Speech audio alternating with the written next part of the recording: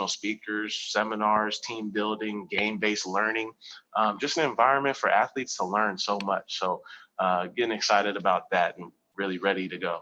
That's awesome. That's awesome. All right. Looks like everything is rolling on Facebook. Somebody on the Instagram comment said, looks like he's not even paying attention. I told y'all I'm letting Xavier talk for a minute while I get the live stream set up on Facebook and YouTube. Y'all need to chill for a second, man. I'm trying to get this out. Chill.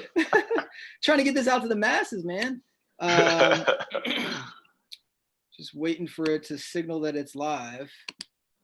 Let's see. There we go. All right. Yeah. We are good.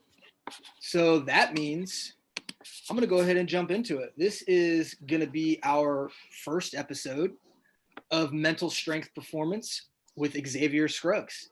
And, we're just kind of just getting on here right now. We're just going to talk about the mental side of the game. And eventually what we would like to do is to field questions and comments from you guys so we can actually dive in a little bit more deeply into, that mental performance side of the game. I'm your host, Joel Hartman. You can find me on Instagram at Hardy02. I want to ask you, if you're watching this on Facebook or YouTube, if you go ahead and share, that would be great. So your friends and family can see what you're watching, and then drop a comment. Let us know, what's going on in your head, any questions, concerns that you have on the mental side. We'd love to dive into those comments and answer those. If you need any more information about what we're doing at Prospect Dugout, just head over to prospectdugout.tv, and also head over to your app store and download the Prospect Dugout app. So here we are. We're live on Instagram, Facebook, YouTube, Twitch, Twitter, with my guest, the star of the show, Xavier Scruggs. Xavier, how you doing? Introduce yourself. Tell us who you are. Hey, I'm doing good, man. I'm Xavier Scruggs, former MLB player. I've played all over, basically. Went to Korea after playing in the MLB. I've been to Mexico. I've played the Dominican. I played in Colombia, winter ball. So I've been a lot of places. I have a lot to offer. So for me, it's important to take everything that I have and give it all back away to these young athletes, and that just let them know the mental mindset it's taken me to get to some of these levels and what I've learned along the way from other athletes. Because for me, it's been so important to soak in information from other athletes, mentors, people that coached me, because for me to have those people in my life, I want to be able to provide that same thing. And I think a lot of young athletes are looking for that next edge. And especially right now during a time where it's tough to do a lot, I think they really need it. I think they can use it. And I want to be able to provide that to them. For me, I came up with the St. Louis Cardinals, got drafted in '08. I had the long road. Took me 7 years before I got to the big leagues in 2014. Was with them for 14, 15, and then 2016, I was with the Miami Marlins. A great opportunity with them, two totally different organizations, but at the same time, both of them very worthy of respect. And then I went over to Korea, played for the NC Dinos, who are first place now over there in the KBO.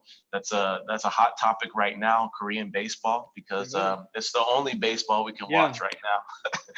So it's cool that I got to be a part of that for 2 years. Played really well over there, and then last year I played in Mexico, and I would love opportunity to come back to the major leagues, but we don't know what's going on right now. So I'm a free agent at the moment. But at the same time, building extraordinary athletes, which I'm sure we'll talk about more, and just providing kids and young athletes, even professional athletes, an opportunity to really learn those keys to success for an athlete. Yeah, for sure. So my first question to you was going to be, who are you and why does your voice bear any weight? But I think that, your resume that you just, rattled off kind of speaks for itself. But I want to dive into the mental side right now and use that. You had an unreal grind for your career, minor leagues, major leagues, indie ball, Korean league. Like, how do you do it? How do you deal with the outside pressure of people's opinions? You have a wife and a family. Like, how do you do that? You've been going, I'm looking at your stats right now. You started playing professionally in 2008 up until this past year, you're still playing. You've got 258 professional home runs, 1,290 professional hits. Like, you're not just, some guy that's trying to scrap it and trying to continue playing. But like, how do you do that, man? How do you grind? How do you match that, the physical ability that you have, obviously, because you're dropping bombs and you're playing and competing at the highest level of the sport. But how do you match that with overseas, the grind of minor leagues, having a family, having to support your family, and then going from here to there, here to there? Like, how do you do it, man? I think a big part of it is, and we've talked about this before, but just the mental discipline. I think it's so important for us to be able to have blinders on as we're trying to reach our goals. There's so many aspects that go into this, but for me, it was about setting goals from a very young age. I knew what I wanted to be. I know I wanted to be an MLB baseball player since I was about, I think, 12 years old. I think I'll take you back. When I was in Little League, I grew up in San Diego, and I saw the Yankees beat the San Diego Padres in a World Series. I forget what year it was, but they beat them. I have myself muted. They swept them in 2008. Yes. So going back, like I've seen like grown men crying and watching them win the World Series. And I said, what is this type of emotion that really is brought out of grown men when they win a World Series? And I said, I want to be a part of that. So ever since then, I said, I really want to be a major leaguer, professional baseball player. And that was kind of like, hey, that was the main goal and focus. And now when we talk about discipline, I know that I can't let anything come in front of that if that's the main goal. So we call the things that come in front of that distractors. For me, I went to UNLV, Las Vegas, huge distraction city, right? They call it Sin City for a reason. So for me, that was a time when I saw a lot of athletes and a lot of guys on my team basically get kicked out of school, or if they get flunked out of school, or they lose all their tuition money gambling. Those things were distractions to those other players. For me, I had such a high goal setting that it was important for me to get to the next level. And I couldn't let anything get in front of me. So when we talk about the journey, it's about faith, and it's about discipline. Believing in yourself, believing in someone that gave you the tools. Now you take care of your own business. And discipline, just being so focused that nothing overtakes you in your dream. I think so many athletes today, they have a dream. So many young kids today, they have a dream, or they say they have a dream, but do they really want to do what it takes to get to the dream? Like, you can talk to a lot of great athletes, a lot of people with a lot of success in their careers and professions. And they'll tell you, yeah, where I'm at is great, but to go through what I went through, do you really want to take those steps? Because I'll show you what that looks like. So I just want to be able to convey to athletes that all the lights and all the uniforms and everything looks pretty, but once you put down the real work that goes along with it, and most of the work is really mental, that's the tough part. So discipline and having faith in yourself is huge. Absolutely. I want to jump in real quick. The Instagram live stopped working. If you could re-accept. Yes. I just sent another one. I don't know what happened. I think that somebody said you lagged out or something. Okay. But that's okay. Yeah. I was taking some notes, man. That was really, you really hit on. Oh, I said 2008. They didn't do it it was 1998. I don't know why I said 2008. 98. Yeah. But anyway, you talked about you set a goal. You saw the emotion of the Yankees winning that World Series, and then you talked about like not letting anything come in front of that, not allowing that distraction. So what was it really? That emotion, that thing that you crave, was that emotion, that feeling of the success, not necessarily winning it, but just that emotional feeling. Yeah, I think from a young age, it was an emotional feeling. It was understanding that there's a level of happiness, a level of success that can bring upon such great emotion. And then what came along with it was understanding that the hard work. See if I can join back in here. Yeah, I just reset it. I reset it. What for me was was having fun with the hard work. Like, it was important for me to realize, okay, I can put myself through some serious hard work and I can see the levels of success. And Mhm. when I talked about goal setting earlier, it was important for me to make those short-term goals and long-term goals, because once I made short-term goals, I could really start seeing the level of confidence in myself building. Once you accomplish those little goals, whether that be, hey, today I want to, I want to have 4 good at bats. Today I want to be focused on my batting practice the whole time and not lose focus off of one pitch. Today I want to run my sprints with authority. I don't want to go through the motions. So those are all like short-term goals that eventually give you confidence to make those long-term goals. So I think that that's huge, and that's super important for athletes today. Um, you can always chase the emotion, but ultimately we talk about having to put in the hard work. Mhm. The work is going to have to go into it.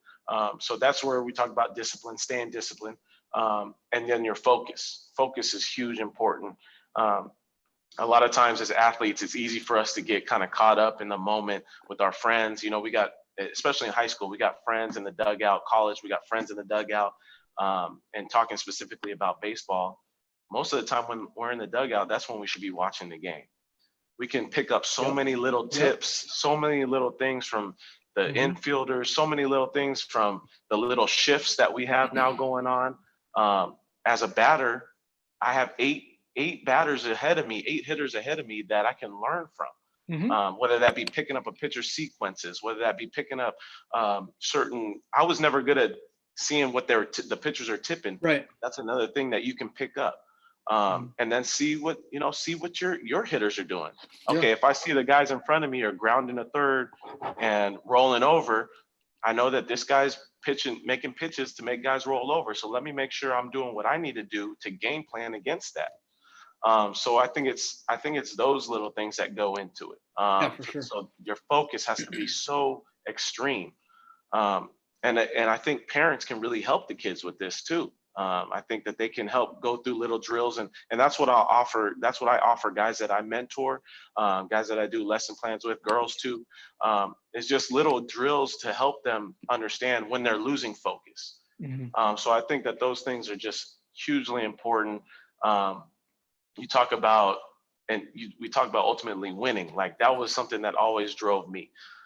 Winning was something that I was always excited about. I hated to lose. Still hate to lose, whether that be little Uno card game, poker, Mhm. dominoes, whatever it may be. um, every athlete, if they want to get to that next level, should hate to lose, and that Yeah. and that should be something that's built inside of you. So Yeah. just like you build confidence, just like you practice every day to build your success in your own craft, you got to build everything that you do. So that's what I think I attribute a lot of that to. You want to go ahead? I don't know who Johnny Jones wants to know. X, give me 3 things you look for when you're on deck. Think about that for a second, because I wanted to hit on one more thing before you get to that question. You said, "Do you have what it takes to get to the dream?" And then you started talking about short-term goals and long-term goals. My next question to you was, give me one thing that someone watching this week can take and improve on. So why Mhm. don't you give me just a brief like bullet point of something they can do for the next week that are short-term goals? hmm Hey, first and foremost, as soon as you said that, first of all, I think that's amazing that you said that. The first thing that they can do is build a routine. As a player, no matter the sport, no matter the athlete, build your routine for success. And a routine looks like a daily plan that you are consistent with, knocking out every part of that, to plan yourself for success. It's easy for us to go through the motions. It's easy to say, okay, I'm gonna hit these balls before I go out to the field, get loose. But have a plan of attack for every little thing that you do. So build your routine starting in the morning. As an athlete, I get up, whether I meditate, whether I pray, whether I read a part of a book, have something that you do every morning that gets you right, gets you going. So I'm big on the routine and schedule it out, write it down so you make sure you're consistent with it. It's easy to say, okay, I'll knock it out today. Oh, you know what? I forgot about it the next day. I'll knock it out today. No, the first part of it is being consistent with what you do as a athlete and making sure that your routine is straight. And I keep going like this because I'm visually seeing myself like what my routine is from 6 a.m. to 7, from 7 a.m. to 8, whether that be eating breakfast. As an athlete, nutrition is huge. So for me, I think that writing down, scheduling down meals is important because you're talking about athletes that meal prep. There's a reason why athletes that meal prep look different than athletes that don't do that, because they've planned it out. So my first and foremost thing to athletes is to have a routine, whatever that may be. And then talking athletically in your sport, whatever it takes to prepare yourself for success on the field, on the ice, on the court, whatever that may be, plan that out too, whether that be certain drills that you do. And then that way you can go back and say, okay, Monday I did this in my routine. Tuesday I did this. Wednesday I had a pretty good game. Now it may not ultimately have been the result of the routine, but you can learn the things from your routine that are working along the path that you want. And then eventually you can start taking things out. Okay, you know what? 11 o'clock to 12 o'clock, I did this drill. I didn't really feel this in the game. Okay, let me replace this with something else. So I think that's a huge part of it. I think that anybody can implement that today, and just build a routine from the jump. So the question in the IG comments was, X, give me 3 things that you look for when you're on deck. I mean, Yeah. you talked about a few minutes ago being in the dugout and paying attention. And a couple of things I wanted to hit on while you were saying that was, for me, what I would do is I would find somebody in our lineup that was a similar player to me, a similar hitter to me, and see how the pitcher faced him. If if he's, the same size as me, whatever, and the same type of approach, I want to learn how is he approaching him. So that's something that I would look for. And just like you said, with tipping pitches, that's something that I look for in the dugout. I'm not necessarily looking for that in the on deck circle, but what about you? What are 3 things that you're looking for or working on in the on deck circle? Yeah. One of the things I touched on that may not be something that a lot of people really understand, but is, okay, if I'm looking at the same guy that has similar kind of stature as me, same athleticism, maybe same body type, maybe I'm hitting, 3-4 or something like that. We're hitting 3-4. So if I'm right behind him, I'm on deck. I'm looking at, okay, how's the pitcher getting this guy out, or how is he not getting him out? So what I talked about earlier is, like, if I see a guy rolling over, he's got the same body type as me, pitcher's pitching him the same. Okay, my plan has to be changed up in order to not do the same thing that they're doing before me. Or, if it's vice versa, if I see the guy before me, he drives something well to the right side and he's going opposite field, and I see the pitchers making the same mistakes over and over, I'm going to be trying to do the same thing, or I'm going to be looking for a pitch to do the same thing. So for me, I try to look at, how's he getting the guys in my lineup out, or how are my guys having success? Because I can work a game plan off of that. I think a lot of young hitters don't really understand that it's important to have a game plan, and a game plan every single pitch. And you can learn so much from the pitcher. And to talk about a couple more things on deck, I want to see where these guys are position playing me. I want to see if they have a shift on me. That way I know how the pitcher might be throwing into the shift. He might be trying to throw soft changeups in order for me to roll over. Another thing I look for too is, if a pitcher gets to 2 strikes, I try to see if a pitcher is trying to put him away with something nasty, or are they trying to let him hit for, like, put it in contact, put it in play, but have soft contact. That's a good point. Because I think that's important to learn, because a lot of times we'll fall down in the count. So we have to know how to combat that as well. I need to know, okay, if this guy is trying to really break off a slider, he's probably not going to throw a lot of strikes with this. So I can get back in the count.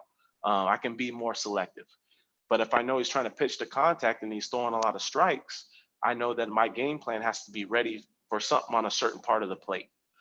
So I think that that's another thing. I think another thing is too is, watching how the pitcher pitches with runners in scoring position or runners on first, Mhm. runner on third, less than 2 outs. So I try to put those situations in my head before it even happens. I think that's another part of focus, because a lot of times when you talk about maybe like a big league stadium, it's easy to lose focus. Especially I'm like a rookie, I'm looking around, I forget about the situation. So Yeah. for young hitters, stay locked in on what could happen ahead of time. That's Good question, Johnny Jones. Good yeah, question. buddy. So I was looking at some more IG comments, and Jaffin said, when did you realize having a routine was important? Because I think that's something like, I mean, when did that actually click? Because everybody, you think of it like when you say it, it makes sense. Yeah, have a routine and do it. But when did it actually click? Because there's a difference between knowing something and understanding something. So when was that for you? Right. I think it clicked for me when I got to high school, and that could be a lot earlier than some people, because for me, I thought it was important for me to, like, when I did a routine by myself, I felt like I wasn't as focused. But when I got a routine with another player in my high school, by the name of Thomas Neal, who played Major League Baseball as well, when we started to work a routine together, we started to build off of each other, and we started to compete against each other, and I had somebody to hold me accountable. So I think when you get to a certain point, you have somebody to hold you accountable with your routine, Mm-hmm. because a lot of times we're not mature enough to hold ourselves accountable. So Right. you need to make sure you have somebody that holds you accountable with your routine, whether that be another player, a close friend, your parent, your mentor, your guardian, your coach, whoever that may be. You need to have somebody hold you accountable, because, and I always tell kids this and people this, is like, it's easy for us to do something when we don't know what we're doing wrong. We can do that all day, but if we have somebody sitting here right next to us, um, or we have to say, hey coach, what could I be getting better at? That's taking a step from a good athlete to a great athlete, or to an Mm-hmm. extraordinary athlete. You're Mm-hmm. trying to figure out what your weaknesses are, because you can't see all your weaknesses. So you need somebody to hold you accountable. You need somebody to say, hey, X, you didn't take that swing right. You weren't working on what you said you were working on, or you lost focus, or is that a part of your routine? So I think having somebody to hold you accountable is huge. I think with that comes some responsibility on your part, not to get emotional when someone comes at you with something that says, X, you ain't doing what you said you were doing. Okay, let me sit back. Let me analyze. Am I doing what I said I was doing? I'm not. Okay, thank you so much for the feedback. I really appreciate that. As opposed to, man, get out of here, bro. So, Yeah. Yeah, and that's another thing that's not physical. Yeah. That's mental, like having the maturity, having the emotional awareness. Mm-hmm. And those are things that I love to get across to young athletes. Like, those things separate people from the next level, and if we're looking Yeah. for the little things to separate us, that's huge. Yeah. Well, you speak of the little things. Talk to me about getting noticed as a young player. So last night on our mastermind, which we do every Sunday night, 8 p.m. Eastern, we had two college coaches, two D1 coaches on the show, and we talked about what exactly these specific coaches are looking for in a high school player. And to be honest, for me, I was expecting a different answer. They both said that they were looking more at the mental makeup of a kid than his skill set. Like, they weren't turned off by a kid that wasn't throwing 90.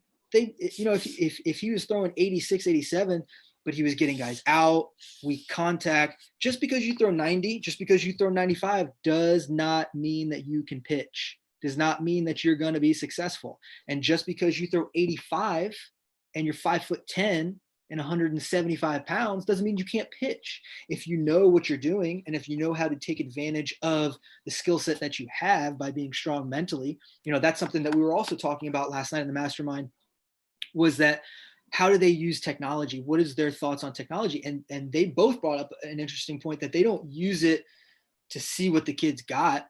They use it so the kids have something to reach for.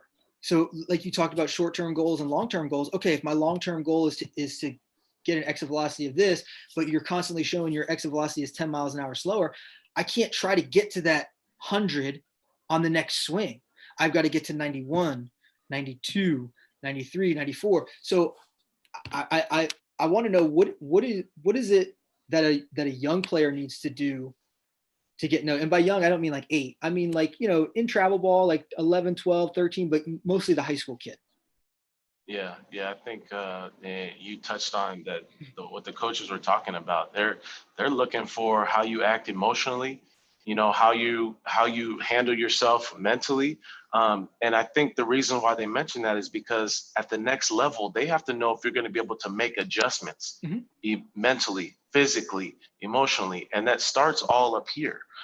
So I think that you know they're looking for the guy that can separate themselves because they need to know, okay, is this guy going to be able to be consistent at the next level? Is this guy, because, a lot of the kids they're going to be quote unquote hard workers, Mhm. but does that hard work turn into consistent value for the coaches and for the team? Are they able to make certain adjustments at certain times? Is this player going to be more of a selfish player or a selfless player? Those things all go into it with the coaches looking.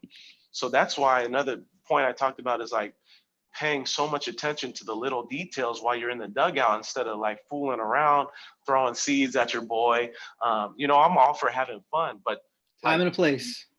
absolutely, there's a time and place, and you should always be locked into the fact that, okay, somebody could be watching me. Mhm. And if I'm an athlete that wants to be successful and expects himself to be successful, I know somebody's always watching me. I expect somebody to be watching me. That's what I want. Mhm. So, in order for that athlete to understand, okay, you know what, I want to get noticed. I want to be projected in the right mindset. I want to be, there's a certain place that I want to go to. Mhm. You have to hold yourself accountable to those things. You have to say, hey, you know what, I'm going to push myself to the next level, like you said, like you mentioned, but I'm going to do it strategically. I'm going to get better each day. And I think that's another thing athletes don't understand is like they want to make the jump from, like you said, exit velocity Mhm. 90 to 100, but it takes those steps. And it takes a smart athlete to understand, and a mental awareness athlete to Yeah. understand, like, hey, I need to go step to step. That's how I build myself. Like the best athletes, they understand that there's no pill you can take to be the best. It's a step by step building process. And a lot of times, and I'll tell you another story from my college coach, UNLV. His name was Nate Yeski. He's now a pitching coach at Arizona. He said to me, and I had struggled my freshman year, and he saw me with my head down, and I said, and I was kind of like pouting, walking back to after practice, and he came up to me. He's like, "Hey, X, what's going on, man? I see you're kind of down." And I was like, "You know what? I am, because I know I should be playing better than this. I know this is not what I'm capable of doing." And I had struggled for a couple of weeks, and he said, "X, sometimes as an athlete, we have to take a step back before we take a step forward." Mm. And so on my visual of getting to where I want to go, it's like a ladder.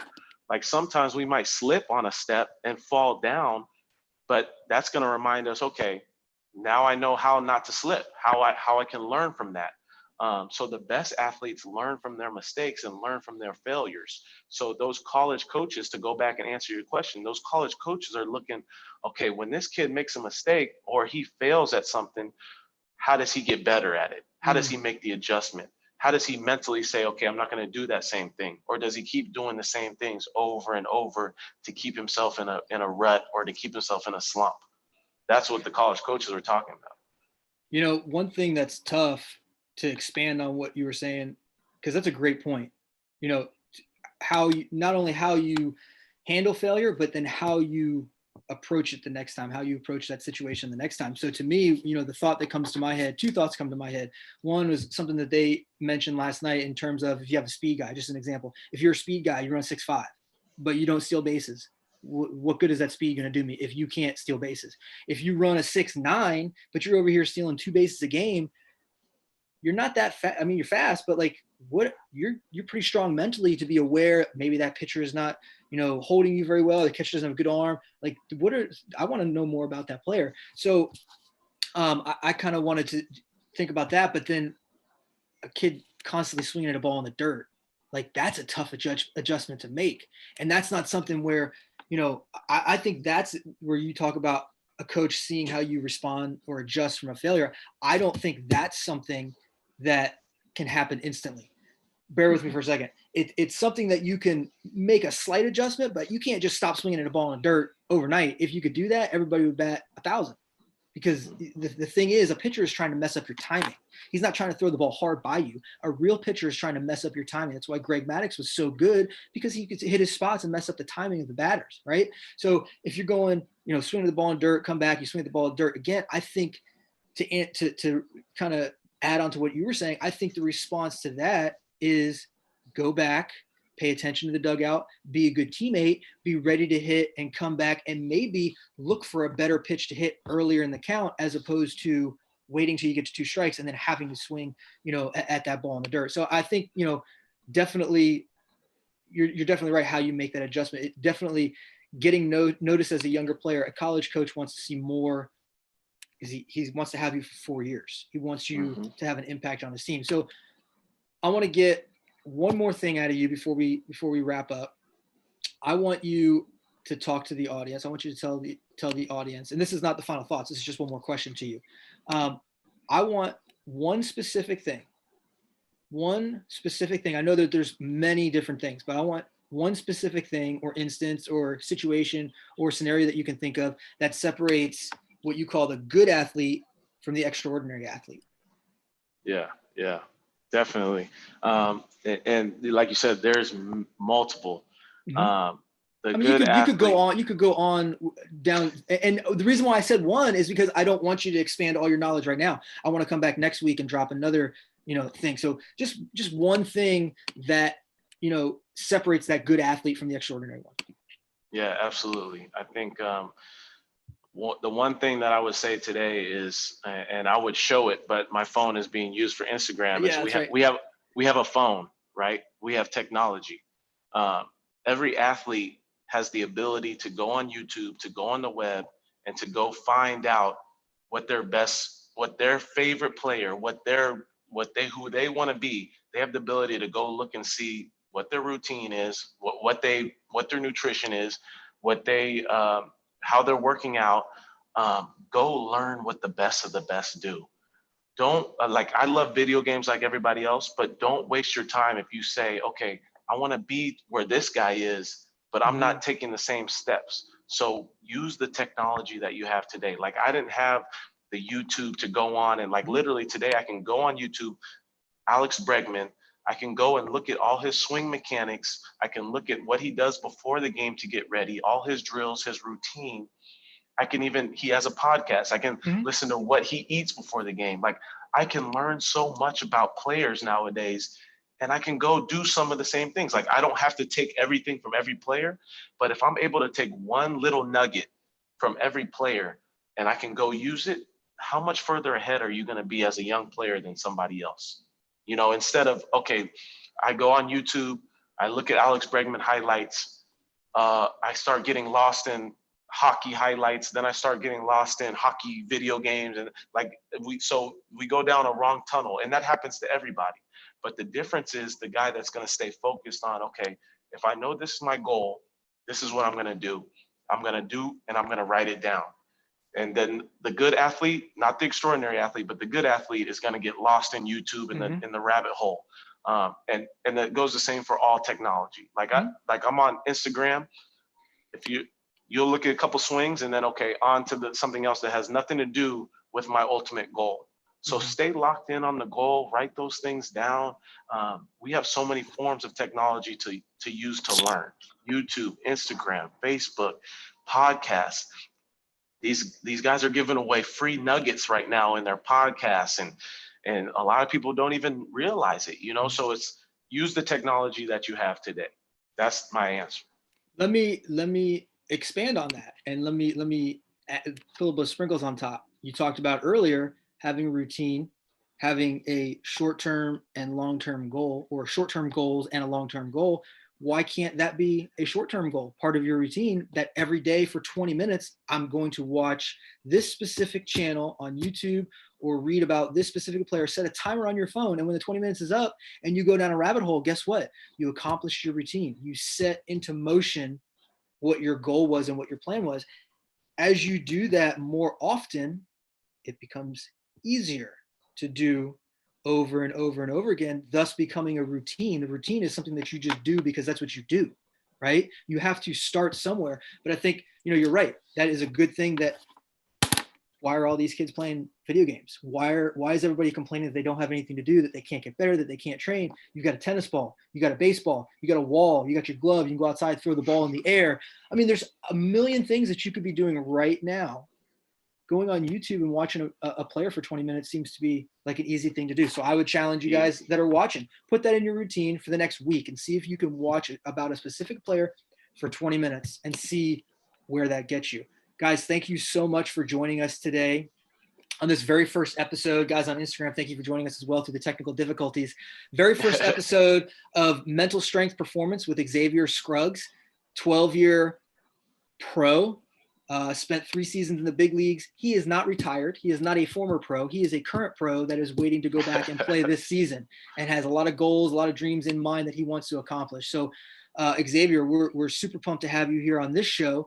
If you guys that are watching like what you watched, Instagram was going off in the comments, a lot of comments there. But if you liked what you saw, leave us a review, leave a comment, share, follow us, whatever.